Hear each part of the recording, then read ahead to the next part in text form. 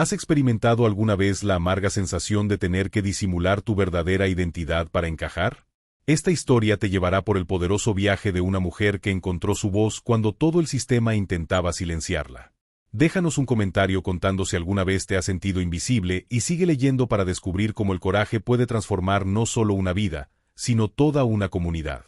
El sol de Veracruz caía como oro líquido sobre los edificios coloniales mientras la doctora Imelda Aguirre Santos subía las escaleras del Tribunal Regional de Justicia con la precisión cronometrada que caracterizaba cada aspecto de su vida. Su traje sastre impecablemente planchado, su maletín de cuero italiano y su cabello recogido en un moño austero conformaban la armadura que había construido meticulosamente durante 15 años de carrera jurídica. A sus 38 años, Imelda se había convertido en una de las pocas abogadas afromexicanas respetadas en el conservador Círculo Judicial de Veracruz, un logro forjado a base de sacrificios invisibles para muchos pero dolorosamente presentes en su memoria. Cada mañana antes de salir de casa, se miraba al espejo y sepultaba cualquier rastro de vulnerabilidad bajo capas de profesionalismo calculado, un ritual que le había permitido sobrevivir en un mundo que constantemente cuestionaba su presencia. El murmullo del ventilador del techo en la antesala del juzgado tercero se mezclaba con las conversaciones apagadas de otros abogados que apenas la saludaban con movimientos casi imperceptibles de cabeza,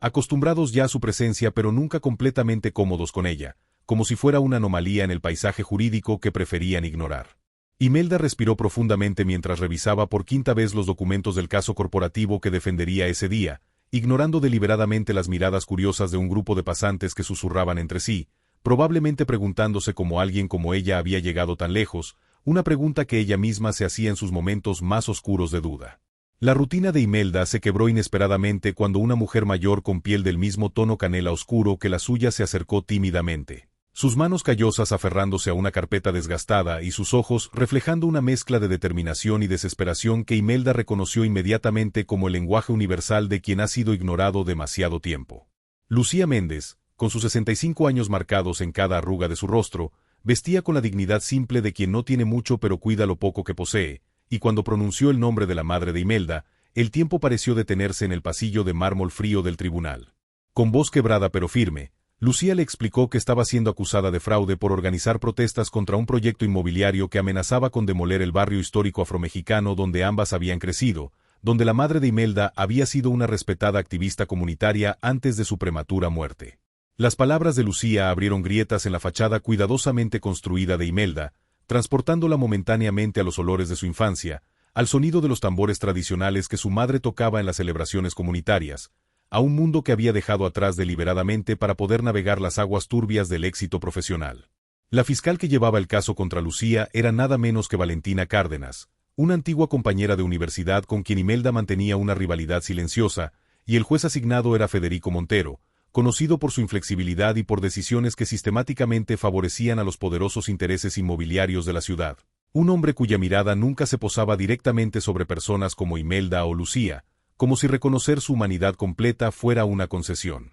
Demasiado grande. La audiencia preliminar comenzó con la puntualidad implacable del juez Montero, y desde el momento en que Imelda se presentó como representante legal de Lucía, la atmósfera en la sala cambió sutilmente, como cuando el aire se carga antes de una tormenta. El juez Montero miró por encima de sus lentes de lectura con una expresión entre sorprendida y divertida, preguntando con tono condescendiente si estaba segura de que se encontraba en la sala correcta, como si una mujer con sus características no pudiera posiblemente estar allí por motivos profesionales sino por error. Cuando Imelda confirmó su papel con la voz firme que había perfeccionado para no mostrar ni un ápice de la indignación que le quemaba la garganta, el juez procedió a referirse a ella como señorita a pesar de su título doctoral claramente indicado en los documentos frente a él. Una táctica de diminución que Imelda había experimentado innumerables veces, pero que nunca dejaba de doler como un pequeño corte de papel en el alma. La fiscal Cárdenas observaba la escena con una sonrisa apenas disimulada, su propia piel varios tonos más clara que la de Imelda, su apellido español y sus conexiones familiares funcionando como un pasaporte invisible en los circuitos de poder que Imelda había tenido que infiltrar laboriosamente. Cuando Lucía intentó explicar la situación del barrio y la legitimidad de las protestas, el juez la interrumpió bruscamente, sugiriendo que personas como ella deberían estar agradecidas por cualquier oferta de modernización en lugar de obstaculizar el progreso. Un comentario que provocó risas sofocadas entre algunos asistentes, pero que cayó como plomo en el estómago de Imelda. Fue en ese preciso instante, viendo la dignidad de Lucía pisoteada tan casualmente, cuando Imelda sintió algo romperse dentro de ella.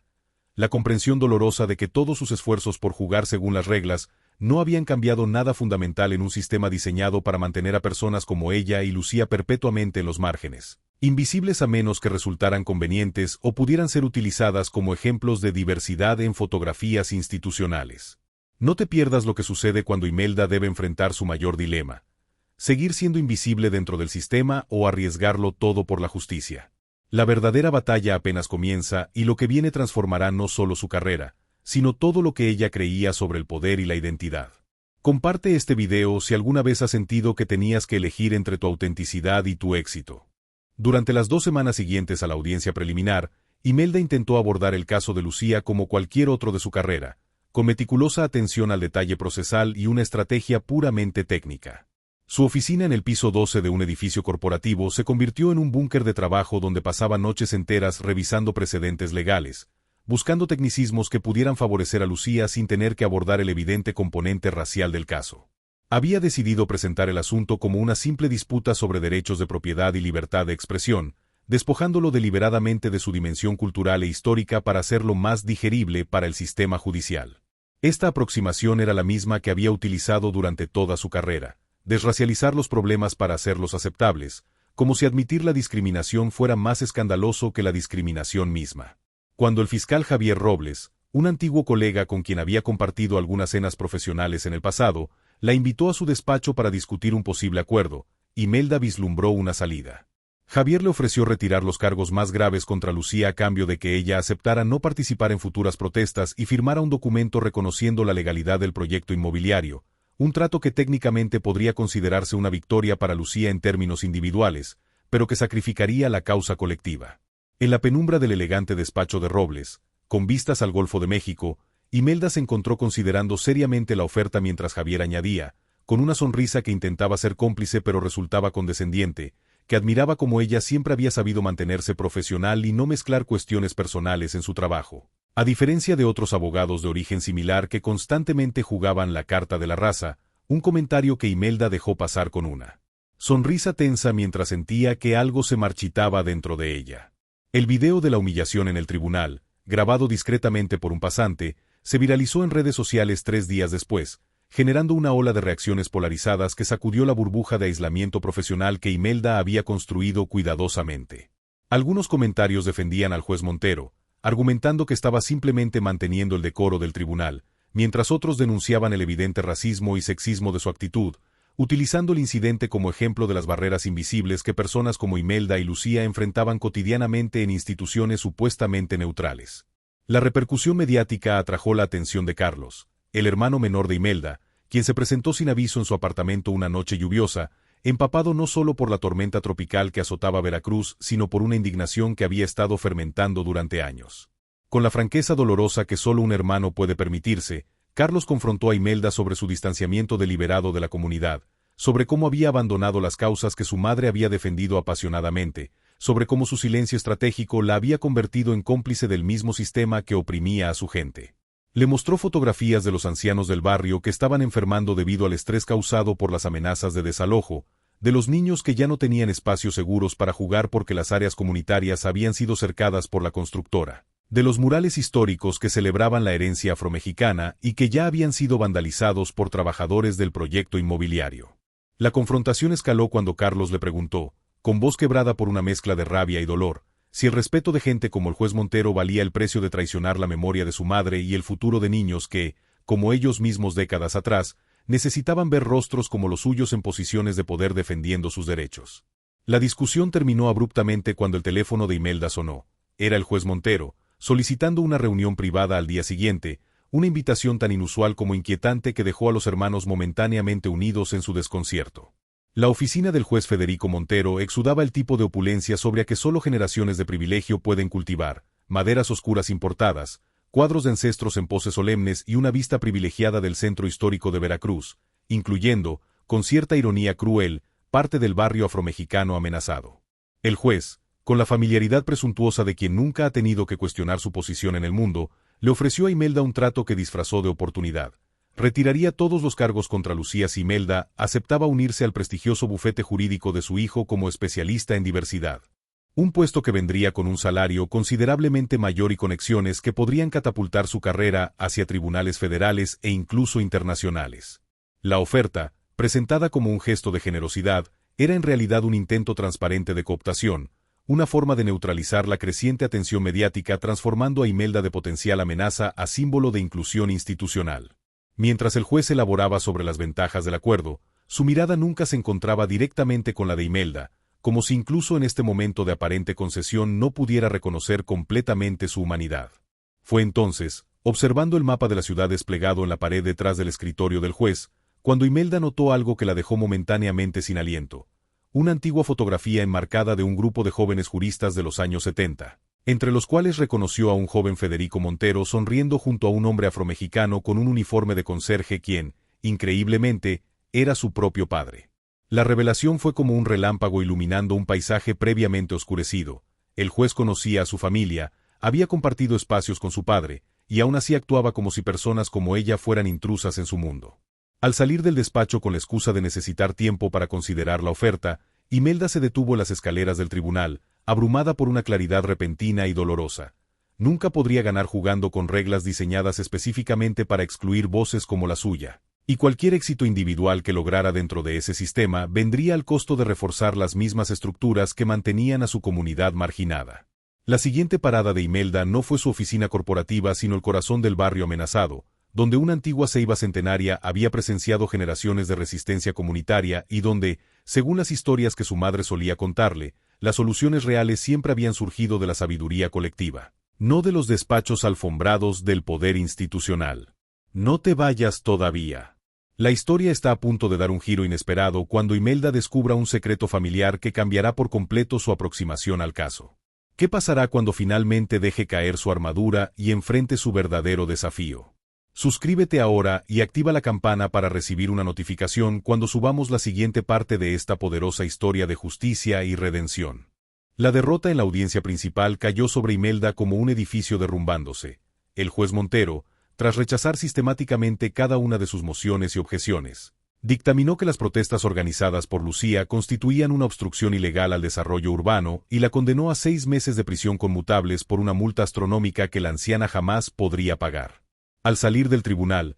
perseguida por periodistas y por las miradas acusatorias de los miembros de la comunidad que habían asistido a la audiencia con esperanzas ahora destrozadas, Imelda condujo sin rumbo fijo por las calles de Veracruz hasta encontrarse, casi por instinto, frente a la pequeña casa de su infancia en el corazón del barrio amenazado. El lugar estaba abandonado desde la muerte de su madre, pero Carlos había mantenido el pago de los impuestos, quizás previendo un momento como este en que Imelda necesitaría reconectar con sus raíces. Al entrar, el polvo acumulado y el olor a humedad no lograron opacar los recuerdos que brotaron como manantiales. Las risas de su madre en la cocina mientras preparaba dulces tradicionales, los domingos de música y reuniones comunitarias en el pequeño patio trasero. Las noches de estudio a la luz de velas durante los frecuentes apagones que afectaban selectivamente a los barrios marginados. Fue en el viejo armario de su madre donde encontró la caja de madera tallada que cambiaría todo, repleta de recortes de periódicos amarillentos, fotografías descoloridas y un diario personal que documentaba meticulosamente la lucha de su madre y otras mujeres afromexicanas contra un proyecto de renovación urbana en los años 80,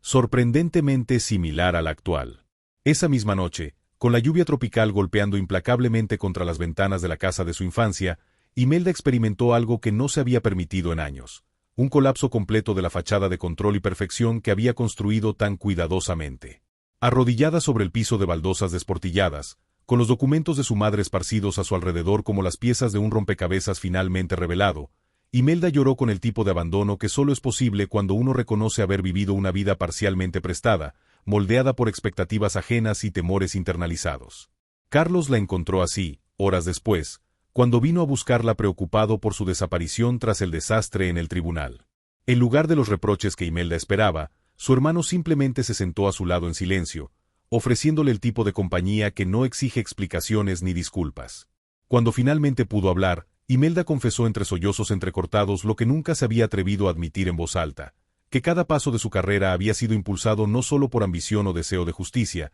sino por un desesperado intento de ser suficiente a los ojos de un sistema que, comprendía ahora, nunca la vería como igual independientemente de sus logros o sacrificios. Reconoció cómo había interiorizado la mirada despectiva de figuras como el juez Montero hasta convertirla en un juez interno más severo que cualquier tribunal, como había aprendido a medir su valor según estándares diseñados específicamente para encontrarla deficiente, como había confundido adaptación con progreso y visibilidad tokenizada con verdadera inclusión. La conversación con Carlos se extendió hasta el amanecer, transformándose gradualmente de confesión dolorosa en algo más parecido a un consejo de guerra, con los hermanos reconectando no solo como familia sino como aliados en una lucha que su madre había iniciado décadas atrás. El encuentro con el profesor Emiliano Vega ocurrió de manera casi accidental 3 días después, cuando Imelda visitaba el centro comunitario del barrio donde se estaban organizando nuevas estrategias de resistencia contra el desalojo inminente. El anciano de 78 años, con su bastón de madera tallada y su impecable guayabera blanca,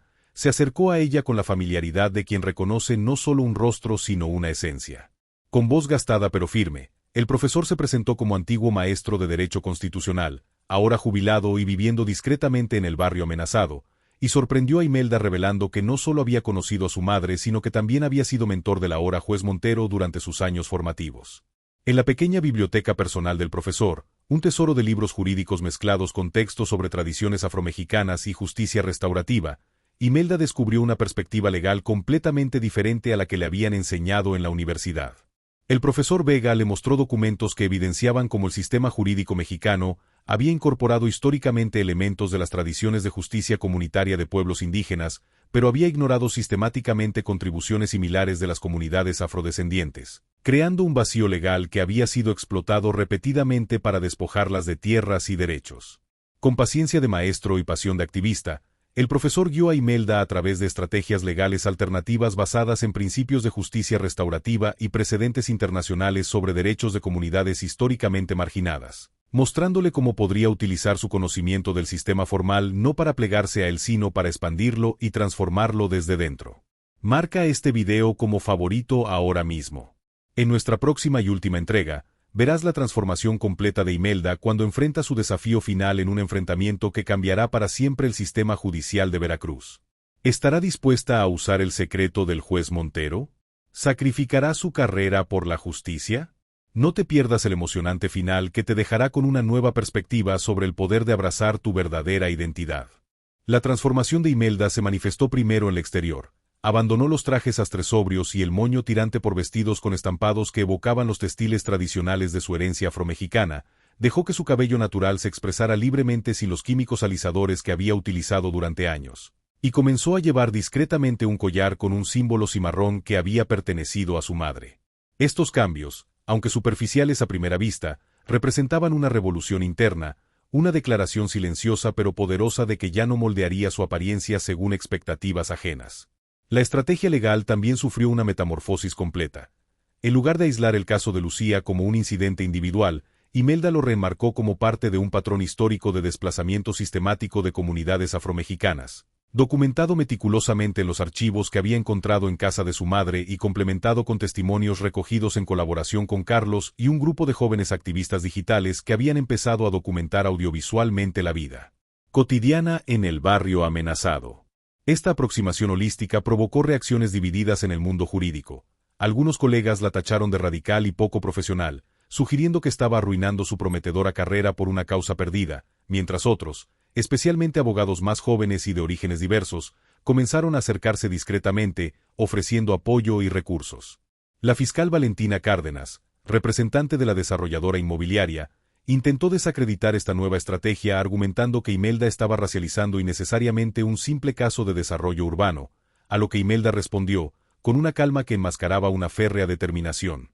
que no era ella quien racializaba el caso sino la historia misma de un sistema que sistemáticamente había priorizado ciertos desarrollos sobre los derechos de comunidades específicas, y que pretender una neutralidad ciega a estas realidades históricas era precisamente lo que perpetuaba las injusticias estructurales que el sistema judicial debería estar combatiendo. El juicio de apelación se convirtió en un evento sin precedentes en la historia jurídica de Veracruz. El tribunal tuvo que habilitar una sala más grande para acomodar no solo a los medios nacionales e internacionales que ahora seguían el caso, sino también a los miembros de la comunidad que asistían vistiendo colores vibrantes y llevando objetos tradicionales que representaban su herencia cultural, transformando el normalmente austero espacio judicial en un vibrante testimonio de resistencia y dignidad colectiva. El juez designado para la apelación, una magistrada federal conocida por su interpretación progresista de derechos constitucionales, escuchó con visible interés mientras Imelda presentaba su alegato, una pieza de oratoria jurídica que entrelazaba hábilmente precedentes legales con narrativas históricas y principios de justicia restaurativa. Cuando fue el momento de interrogar al juez Montero, quien había sido llamado como testigo, Imelda tuvo la oportunidad que el sistema rara vez ofrece, confrontar directamente a quien había encarnado el rechazo institucional hacia ella y su comunidad. El profesor Vega le había proporcionado documentos que probaban no solo la ascendencia afromexicana del juez Montero, sino también cómo su carrera había avanzado precisamente al distanciarse públicamente de causas relacionadas con derechos de minorías étnicas. Información que podría humillarlo públicamente y potencialmente descarrilar su candidatura recién anunciada para la Suprema Corte Estatal. En el silencio expectante de la sala, con todas las miradas fijas en ella, Imelda tomó una decisión que sorprendió incluso a sus más cercanos aliados. En lugar de exponer públicamente los orígenes ocultos del juez, le ofreció la oportunidad de reconocer voluntariamente cómo sus propios prejuicios habían influido en sus decisiones a lo largo de los años. No para condenarlo, sino para ilustrar cómo el sistema judicial había normalizado ciertos sesgos hasta hacerlos invisibles incluso para quienes los perpetuaban. La tensión era palpable mientras el magistrado Montero, visiblemente desestabilizado por este inesperado acto de contención, observaba a Imelda con una mezcla de confusión, alivio y algo que podría interpretarse como el primer atisbo genuino de respeto. El desenlace del caso trascendió la dicotomía tradicional de victoria o derrota legal. El tribunal dictaminó que, si bien el desarrollo inmobiliario podía proceder en ciertas áreas, debía preservarse el núcleo histórico del barrio afromexicano, incluyendo la ceiba centenaria y los espacios comunitarios culturalmente significativos, y que la desarrolladora debía financiar un museo dedicado a documentar la contribución de las comunidades afrodescendientes a la historia de Veracruz. Además, se estableció un precedente judicial que requeriría consultas previas con comunidades históricamente marginadas antes de aprobar proyectos que pudieran afectar su patrimonio cultural o espacios de vida. Lucía fue completamente exonerada y, en un gesto simbólico de justicia restaurativa, se le encomendó codirigir el comité que supervisaría la implementación del acuerdo. Más significativo que el resultado legal fue el impacto cultural del caso. Inspiró a estudiantes de derecho de orígenes diversos a considerar carreras en jurisprudencia constitucional, motivó a otras comunidades marginadas a documentar y defender su patrimonio histórico, y catalizó conversaciones nacionales sobre la necesidad de reconocer y abordar el racismo estructural en las instituciones públicas mexicanas. 6 meses después, Imelda recibió una invitación que nunca hubiera imaginado. La Universidad Veracruzana la convocaba para establecer y dirigir un nuevo centro de estudios jurídicos sobre derechos de comunidades afromexicanas, una plataforma desde la cual podría formar a una nueva generación de abogados conscientes de las dimensiones históricas y culturales de la justicia. La ceremonia inaugural del centro coincidió con la plantación de un retoño de la ceiba centenaria en el patio de la Facultad de Derecho, un acto simbólico presenciado no solo por Lucía y los miembros de la comunidad, sino también, para sorpresa de muchos, por el juez Montero, quien había iniciado discretamente una investigación sobre sus propios orígenes familiares y había comenzado a incorporar perspectivas sobre justicia racial en sus clases como profesor visitante. Mientras observaba al magistrado intercambiando palabras respetuosas con ancianos del barrio que solo meses antes habían estado en lados opuestos de una batalla legal aparentemente irreconciliable, Imelda comprendió que la verdadera transformación de sistemas opresivos rara vez ocurre a través de victorias absolutas o derrotas aplastantes, sino mediante el paciente y a veces doloroso proceso de reconocer humanidad completa en quienes han sido históricamente deshumanizados, incluidos aquellos que, como el juez Montero y como ella misma en sus años de autoborrado, habían internalizado y perpetuado las mismas estructuras que los oprimían. Esta historia llegó a su fin, pero la conversación recién comienza. Deja tu comentario explicando qué parte te impactó más y qué cambiarías en el sistema de justicia de tu país. Si esta narrativa tocó tu corazón, ayúdanos a compartir el mensaje dando me gusta y compartiéndola en tus redes sociales. Recuerda, nuestra identidad nunca es un obstáculo, sino la fuente misma de nuestra fortaleza. Hasta la próxima historia que hará latir tu corazón con esperanza y coraje.